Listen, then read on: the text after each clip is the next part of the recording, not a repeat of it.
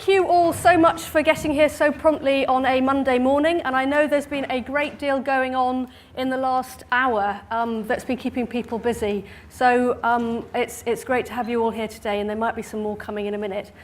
For those of you who don't know me, I'm Caroline Alexander. I'm the Regional Chief Nurse for NHS England in London, and I'm delighted to be the sponsor of not only this event, but also, and with colleagues from HEE, but also the work we're doing around nursing across community and primary care services more broadly. And today's really, really important event. Before I get into some of the meat of the day, I'm going to go through some housekeeping, and I've got a big list, so please bear with me because it's quite a complex day. I also want to welcome all of you from all of your different groups. We've got commissioners, providers, CCG, educationalists, you name it, patients, the public, people from our clinical senate, patients group, you name it. We've got a really, really good mix of people, as well as, of course, our caremakers, who we can never forget. So what I'm going to do now is tell you a little bit of a story about why I think today is so important and why I think the journey we're on is so important. My background is a nurse who works with older people as a clinician, both in hospital and community settings.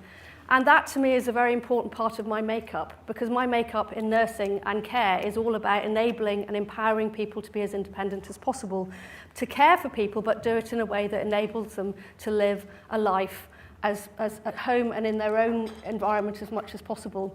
And that has shaped me in terms of the type of roles I've taken in the NHS, both in provision and commissioning.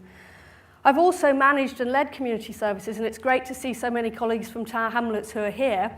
I don't think I necessarily got it right in Tower Hamlets days, but what I can tell you is I know why it is so important to have really good community services.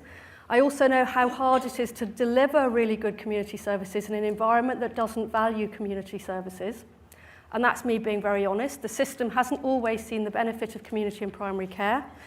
And I know also how hard it is to make the type of changes we need to make. Again, it goes back to the attitude and the culture around us about valuing community and primary care services. I've also been exceedingly frustrated at the pace of change and watching a system evolve around the services we're talking about today and nursing in these services. And I care really passionately that we do not continue that way over the next 5 years. This is the time for nursing. So I've talked a bit about my view about why it's so important, but also I know patients and the public know this is really, really important. They talk about the right care, in the right place at the right time by the right staff. To me, that's how you provide really good, compassionate care. It's not just about care in a hospital environment, it's about being given care and supported to be enabled in the right place. And I believe that is mostly in the community for most people, not in a hospital setting. We also talk a lot about designing care around individuals, but we still focus our care around organisations and institutions. And I think this is the time again to really push ourselves forward, to challenge that way of doing business. We've got the London Health Commission outcomes, and we've got the 5-year forward view as real stimulants to make that type of change. And I also believe that hospitals are very, very important, but they're important for an element of patients and clients' care. We've got to get on the front foot about managing that pathway for those individuals with complex needs so that hospital isn't the backstop for everything as it sometimes feels like at the moment. But I think we've got a lot to do to make sure through both education and through different service models and how we manage to make that difference so patients really do feel they have that type of control. And I actually do believe that community and primary care nursing, if we can collectively galvanise ourselves, can really, really start to make that difference and actually lead this agenda and not let this agenda happen to us, as has happened in the past. But I also am very honest, I do know there are many, many blocks that get in the way. I'm just going to list a couple, and I know many more are going to come out today. Block contracts. And how we actually know what good care looks like in terms of outcomes for patients if we delivered really good community care. And I know we're on a journey to change that. We have a history, good and bad, but people do have a perspective and a view on community and primary care nursing that we have to shift if we're going to make some changes. We also have to acknowledge, have we got the right workforce capacity and capability? if we're really going to, again, be ready to take this leadership challenge forward. I think we can create it. I think we've got it there. We need to support people, but we are on a journey to do that. And then finally, if we don't sort the IT agenda, I mean, we're not going to make the type of difference we need to make. And I'm not just talking about nice bits of kit. I'm talking about thinking with a mindset that uses IT to be most effective. And I know today there are some sessions that are going to help us to do that. If we really, really want to transform community nursing and primary care nursing, these are the type of things that we need to start overcoming. So, I believe we can actually make a difference, and we need to stop getting bogged down with the things that get in the way. And I think today is a very, very important step on the journey to helping us get those blocks out of the way. So just a quick introduction to today, and that's all you're going to be hearing from me on. I'll get off my soapbox now. I hope you all agree with where I'm coming from.